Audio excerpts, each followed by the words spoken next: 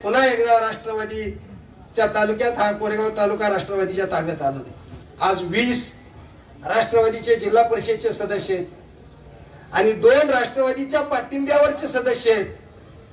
हे 22 सदस्य आज एकत्रितपणाने आहेत। उद्याची जिल्हा परिषद समितीत घड्याळाचा जिल्हा परिषदचा अध्यक्ष होईल एवढाच शब्द या निमित्तानं आपल्याला तुम्हाला सगळ्याला देतो। त्यात कुठली अडचण येणार नाही।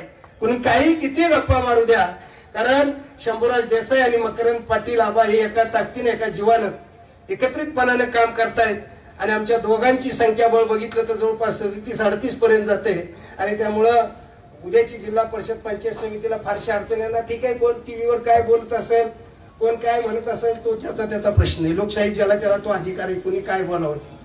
परंतु जी वस्तुस्थिती आहे, ज्याच्या बरोबर मी सातत्याने त्या गोष्टीच्या चर्चेत आहे, त्याच्यावरनं आपल्याला मी निश्चितपणाने ह्या गोष्टी घडतील म्हणून सांगतो।